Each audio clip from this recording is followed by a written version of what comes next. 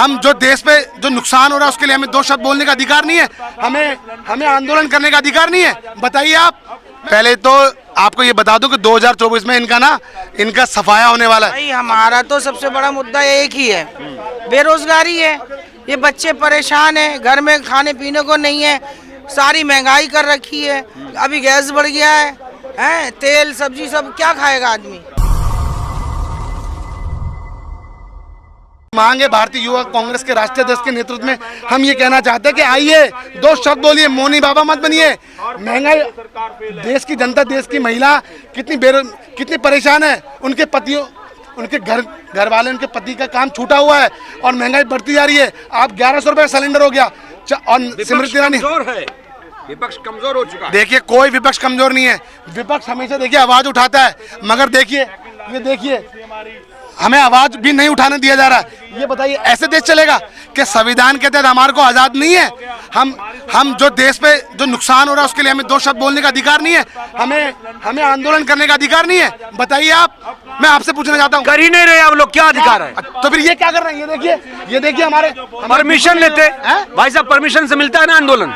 Permission है हमारे पास। अरे क्या बात कर रहे हो आप? ये बताइए, देश पर इतना, सुनिए, देश पर इतना बड़ा नुकसान हो रहा है, क्या अभी भी परमिशन चाहिए? क्या नुकसान हुआ देश को? देश को क्या नुकसान हुआ? आपको पता नहीं चाइना अंदर घुसाया है? आप मुझे बताइए। अरे पूरा घुसाया है, वो पूरी कॉलोनी बसा दी है। कहाँ है तुम्हारी लाल लाल आंखें? कहाँ है तुम्हारी लाल लाल आंखें? क्यों नहीं बोलते लाल लाल आंखें? क्यों नहीं दिखाते आप चाइना को? नहीं, मगर डरते हैं क्योंकि क्या कहते हैं उनके विदेश मंत्री, उनकी इकोनॉमी बढ़ी है।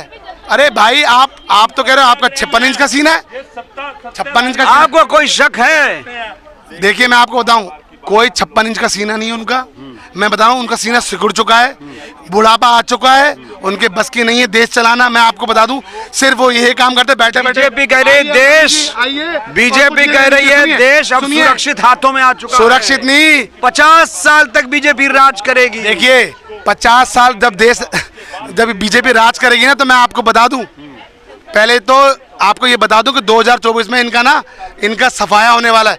अब मैं आपकी बात करता हूं, अगर गलती से भी अगर देश 50 साल के लिए हो जाए ना, तो मैं क्या कहना चाहता हूं कि देश पर राज कोई और करेंगे, फिर हिंदुस्तान का राज नहीं होगा, देश पर किसी का राज नहीं होगा, फिर राज ही किसी और का होगा। दिक्कत ये है मोदी के सामने कोई चेहरा नजर नहीं आता। भाई सुनो, ये आप लोग बताते हो कि चेहरा नजर नहीं आ रहा। नहीं, आप मुझको छोटी सी बात बताइए, कोविड आया, कोविड से किसने सबसे पहले आगाह किया? बताइए, मैं आपसे पूछना चाहता हूँ, बताइए किसने किया? मैं आपसे पूछ रहा हूँ। चाइना ने।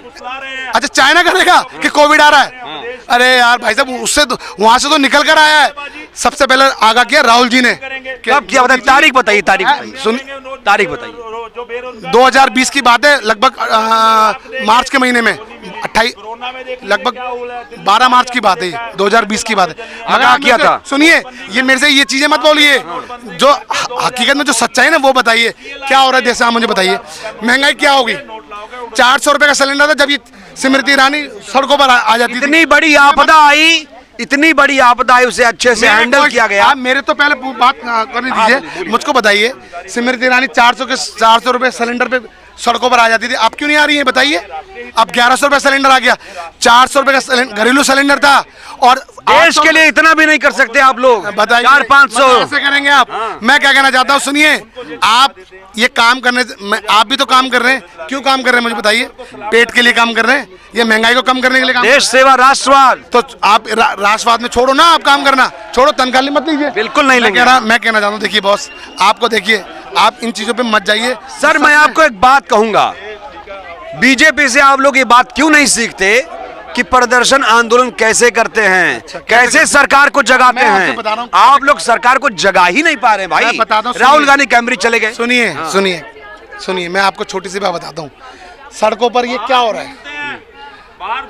आज महिला कांग्रेस ने भी प्रदर्शन किया, उनको गिरफ्तार कर लिया, हमारे कुछ लोगों को गिरफ्तार कर लिया, मगर आप कांग्रेस के कार्यकाल में ना, सुनिए, सब कुछ निष्पक्ष था। क्या निष्पक्ष था? कि आपको आंदोलन करने का अधिकार था। आप आज एक शब्द नहीं बोल सकते। आप बोल तो रहे हैं। बोल हमें देखिए कहाँ बोल रहे हैं, वहाँ से हमें हटा दिया गया। क्यों हटा दिया गया बताइए? क्या नाम है आपका? रिंकू कुशवाहा। कहाँ से आए हैं? ग्वालियर। ग्वालियर से चले आए, क्यों चले आए? प्रदर्शन करने के लिए। मतलब क्या आपको बुलाया गया था? हाँ जी, हाँ जी, बुलाया गया था बिल्कुल। पैसे देकर? नहीं नहीं, हाँ पैसे दे के नहीं, हाँ, पार्टी में जुड़े हुए हैं हम। पार्टी से जुड़े हुए हैं। अभी आपके हिसाब से देश में सबसे बड़ा मुद्दा क्या है? वही बेरोजगार। हाँ चाची बताइए, मुद्दा क्या है? आप बहुत बोल रही हैं। भाई हमारा तो सबसे बड़ा मुद्दा एक ही है, बेरोजगारी है। ये बच्चे परेशान हैं, घर में खाने पीने को नहीं है, सारी महंगाई कर रखी है। अभी गैस बढ़ गया है, तेल सब्जी सब क्या खाएगा आदमी। गैस सिलेंडर से खाना बनाती हैं या लकड़ी से? लकड़ी तो बेकार है, लकड़ी तो बंद है। हाँ, धुआं तो कर नहीं सकते हम। धुआं नहीं कर सकते? हम तो अब पेड़ काट के जलाएंगे, हाँ, रोटी बनाएंगे, सब्जी बनाएंगे। सिलेंडर कौन ले लेगा 1200 का? दिक्कत आ रही है बहुत। और छोड़ो उसकी बात, आप ये देखिए कि कितनी कोई भी चीज खरीदने चले जाओ कुछ नहीं मिलता, गरीब की तनख्वाह कम है। दूसरी बात ये ठेकेदारी दे रखी है, नौकरी नहीं है। ठेकेदारी में आधा वो ले लेता पैसा, आधा मिलता है। कहते हैं देश अब मजबूत हाथों में आ चुका है, मजबूत पीएम मिला है। 56 इंच की छाती रखता है वो पीएम। देखिए मैं बताती हूँ उनकी दो खूबियाँ। हाँ बताइए। दो खूबी तो ये है, देश का उन्होंने नाम रोशन किया है, ऊंचा किया है, इसमें बहुत अच्छी बात है।